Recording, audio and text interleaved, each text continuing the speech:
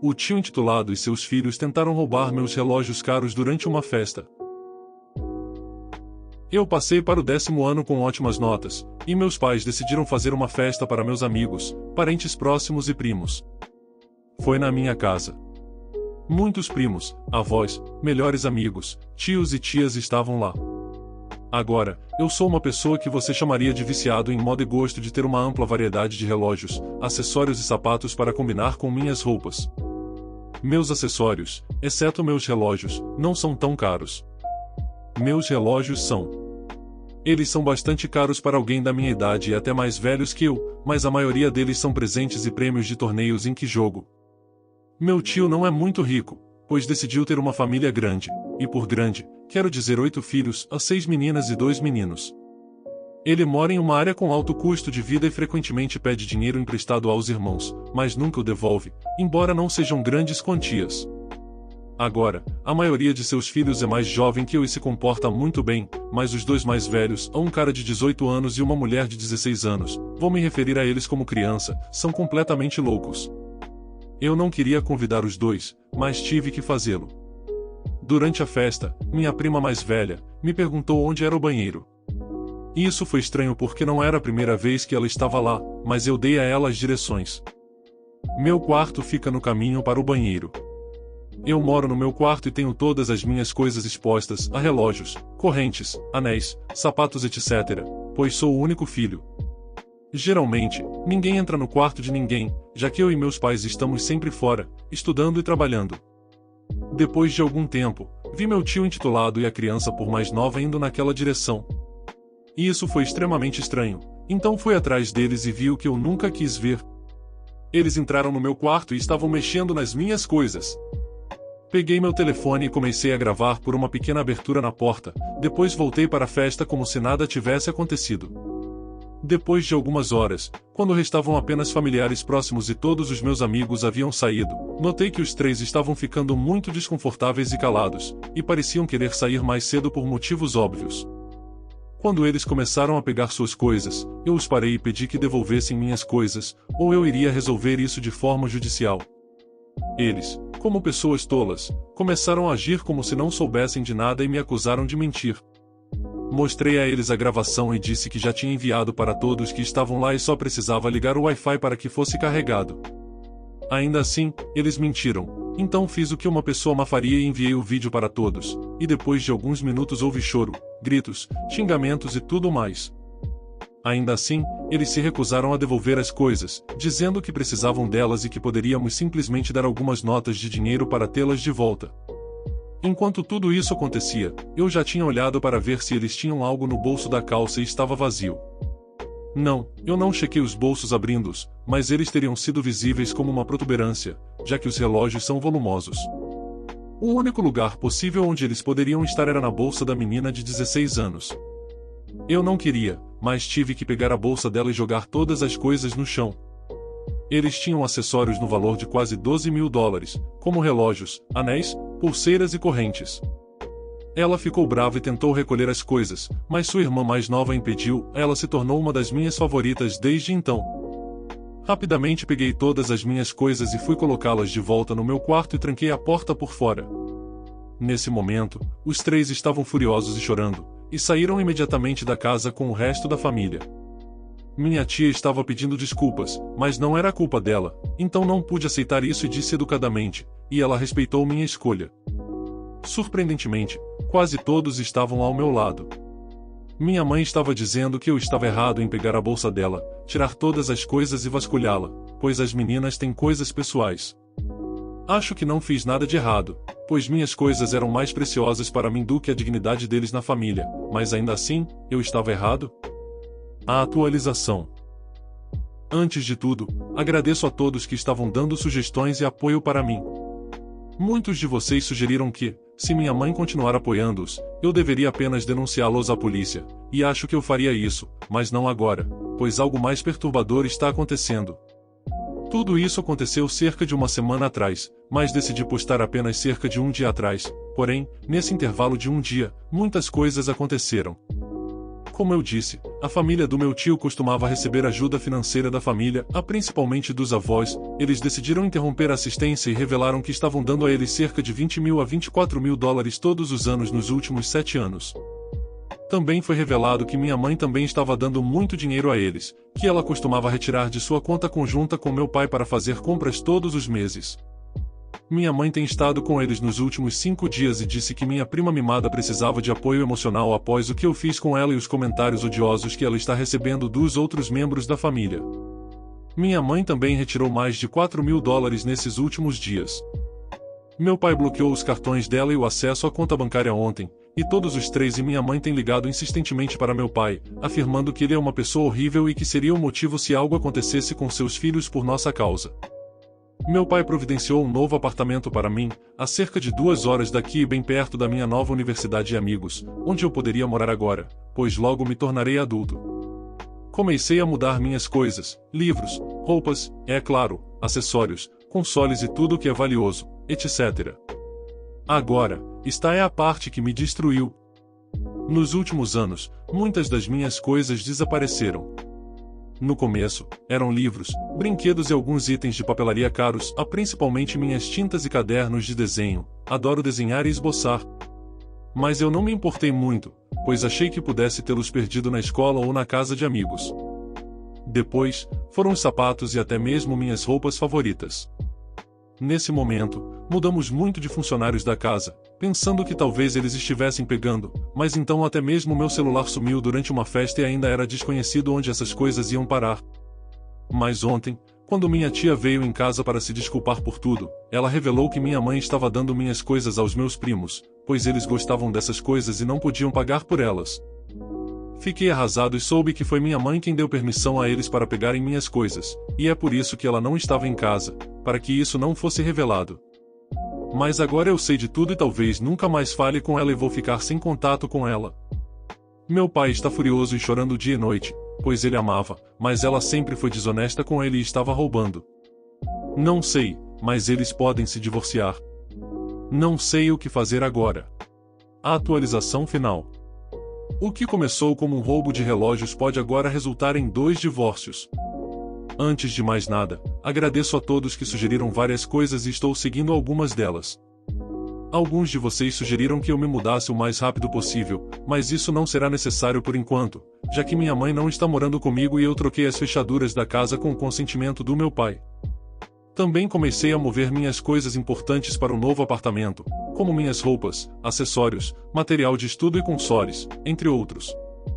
Meu pai, depois de se recuperar emocionalmente, decidiu sair. Eu queria acompanhá-lo, mas ele não deixou. Ele voltou depois de algumas horas, e ao perguntar, disse que fez algumas mudanças em suas contas financeiras e outras coisas. Ele encerrou a conta que abriu para os estudos de meus primos, depois que minha mãe o manipulou para abrir uma, eu nunca soube que tinha quase 7 dígitos. Ele também retirou o nome do meu tio da propriedade do carro que ele dirige como segundo proprietário, meu pai deu o carro de presente a ele. Ele também removeu o nome da minha mãe de todos os lugares possíveis onde ela poderia obter dinheiro, como seus cartões de crédito, contas, etc. Minha tia visitou novamente ontem para apoiar meu pai, já que ele ainda não se recuperou emocionalmente. Para ser sincero, eu adoro muito mais do que a minha mãe louca. Ela também revelou que está pensando seriamente em se divorciar. Ela queria se divorciar há 10 anos, mas minha mãe e meu tio a convenceram a não fazer isso, e ela não ficaria bem financeiramente depois. Ela também contou que meu tio foi emocional e fisicamente abusivo com ela logo depois de terem tido o primeiro filho. Ele já foi para a cadeia várias vezes por roubar de seus antigos locais de trabalho, e seu filho mais velho também foi 2 vezes. Eu tentei apoiá-la o máximo possível. Ela foi morar com a mãe dela durante o período futuro, até que ela inicie os procedimentos legais. Ela pode conseguir a guarda dos 2 menores, já que ainda tem menos de 6 anos e precisam dela. Seus comentários e palavras gentis me deram o apoio que eu precisava durante este período, e sou grato a todos que estão se preocupando comigo. Talvez eu não atualize mais nada por enquanto, mas se minha mãe ou meu tio tentarem fazer algo louco, vou mantê-los atualizados sobre essas pessoas. Novamente, obrigado a todos. Meu pai narcisista me fez abandonar meu cachorro moribundo, e não sei se algum dia vou perdoá-los, ou a mim mesmo. Nos últimos 12 anos, eu fui essencialmente um dos principais cuidadores, se não o principal, do nosso cachorro da família, a quem chamarei de Max. Eu era o responsável principal por cuidar dele, pois geralmente era minha responsabilidade deixá-lo sair e alimentá-lo de 3 a 4 vezes por dia, inclusive enquanto eu me arrumava para o trabalho em meu emprego em tempo integral. Também era eu quem ficava responsável por limpar cerca de metade das fezes do cachorro a cada 2 semanas, e quando chegava a hora de todo mundo sair de férias, eu costumava ser o primeiro a se voluntariar para ficar e cuidar dele. Max era um dos 2 principais animais de estimação que tínhamos na família, e o outro faleceu alguns anos atrás por causa da velhice.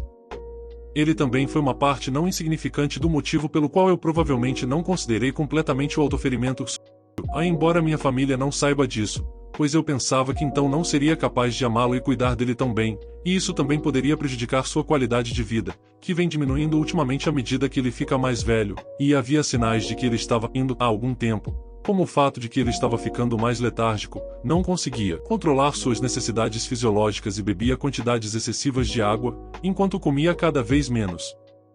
No entanto, piorou ainda mais na última semana, pois ele começou a vomitar várias vezes, babava e tinha o nariz escorrendo, e não conseguia ficar de pé, sentar ou andar consistentemente, especialmente em escadas, sem ajuda. Isso, na maioria das vezes, nos leva ao momento mais recente, quando ontem meus pais marcaram para que Max fosse sacrificado em nossa clínica veterinária local, enquanto nós, os 6 de nós, nos sentávamos ao redor dele para acariciá-lo, segurá-lo e conversar com ele. Nesse ponto, eu perguntei aos meus pais se eu poderia ligar para o trabalho para não precisar ir pelo menos por um dia depois, porque eu sabia que estaria completamente arrasado, e na verdade não precisamos do meu salário para coisas como aluguel ou mantimentos, então ter um dia de folga não seria problema. Mas meu pai disse que não queria que eu fugisse do trabalho, e nós trabalhamos no mesmo prédio e moramos juntos, então eu não poderia faltar ao trabalho sem que ele soubesse e me repreendesse, então pensei que teria que ir mesmo assim. Então, nesta manhã, tivemos outra sessão de tentar dar o máximo de amor possível ao Max antes de levá-lo. Meu pai, meu irmão mais novo e eu fomos com o Max e fomos levados para uma das salas de exame, que parecia ser apenas para animais prontos para serem sacrificados. Nós o colocamos na mesa onde eles arrumam os animais e tentamos dar a ele um último carinho, ao mesmo tempo em que tentávamos mantê-lo na mesa e falhávamos, em não chorar, enquanto esperávamos por cerca de 10 minutos. Depois disso, uma enfermeira entrou para nos verificar, e mais 10 minutos depois, ela e outra enfermeira entraram para inserir algum tipo de catéter em seu braço, presumo que para evitar bagunça enquanto ele partia. Nesse ponto, meu pai nos conduziu para fora da sala, presumi porque ele não queria que distraíssemos as enfermeiras ou nosso cachorro, ou porque ficaria muito cheio na sala, com 5 de nós, mesmo que houvesse várias cadeiras.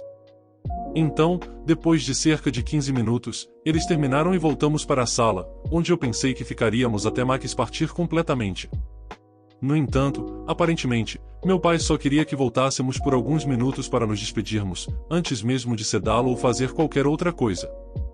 Fiquei realmente desapontado com isso, pois não estive presente quando nosso outro cachorro faleceu cerca de 3 anos atrás, e estar lá nos últimos minutos de sua vida era como 90% do motivo pelo qual eu queria estar presente ativamente para ele.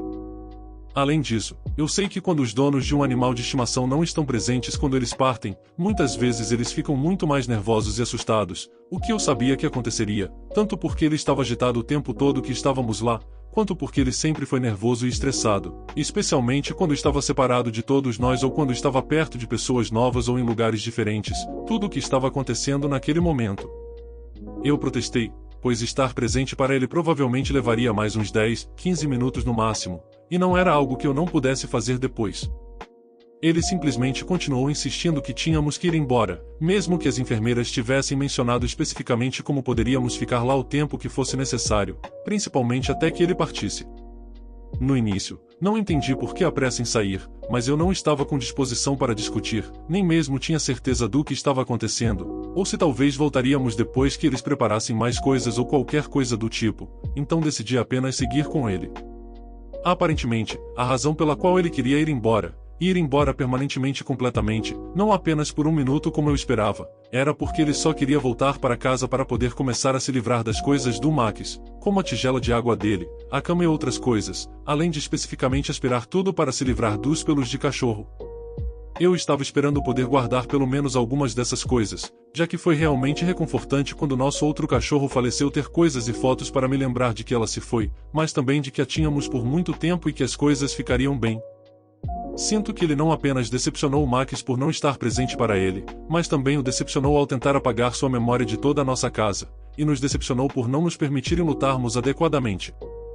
Também sinto que se ele não estava emocionalmente preparado para estar presente, ele poderia ter se afastado e nos dado a chance de ficar, mas em vez disso ele tirou isso de nós dois e basicamente demonstrou o quanto superou o ocorrido ao nem mesmo permitir que guardássemos as coisas do Max e mencionar que ele tinha planos de ir trabalhar depois, como se todos nós devêssemos simplesmente superar isso ou algo do tipo. Não sei quanto tempo vai levar para superar isso completamente, mas sinto que apenas voltar para casa definitivamente não é suficiente. Especialmente porque não consigo parar de imaginar os piores cenários de ele morrer com medo, e sozinho, não sei como vou me lembrar disso em vez de qualquer outra coisa, como levá-lo para passear, ou em férias, ou ao parque para cães, ou qualquer coisa do tipo. Eu fui admitido em um programa de mestrado de prestígio na Europa, mas minha namorada está me pedindo para rejeitar essa oportunidade única na vida. Minha namorada e eu estamos namorando há 3 anos e realmente nos amamos. Nos conhecemos e começamos a namorar durante nosso último ano de faculdade em 2020. Eu sempre planejei seguir um curso no exterior após a formatura, mas minha namorada não quer um relacionamento à distância. Para contextualizar, minha namorada e eu somos de um país pobre e a vida aqui é difícil. Nosso diploma não tem muito peso no mercado de trabalho internacional. Hoje, ambos trabalhamos em tempo integral, mas nenhum de nós está feliz com nossa vida aqui em nosso país. Recebemos salários muito baixos e ela trabalha como auditora interna em uma grande empresa de cigarros internacional, mas recebe cerca de $250 por mês, e eu ganho praticamente o mesmo salário como consultor em uma empresa de pequeno porte. Estamos insatisfeitos com nossa situação atual, por isso quero estudar no exterior para ter acesso a melhores oportunidades. Minha namorada é uma pessoa muito solitária, quase não tem amigos próximos, e muitas vezes se sente deprimida quando fica sozinha. Quando eu contei a ela pela primeira vez sobre meu plano de ir para o exterior um ano após a nossa formatura, ela foi totalmente contra um relacionamento à distância. Ela acredita que sou o único que pode fazê-la feliz e suportar a vida.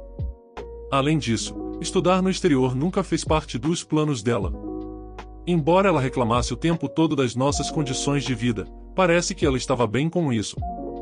Ela sempre acreditou que deveria haver outras maneiras de melhorar nossas condições de vida sem sair do nosso país, ideia com a qual discordo totalmente, já que nosso país está se desintegrando. Todos os indicadores pioraram nos últimos 50 anos.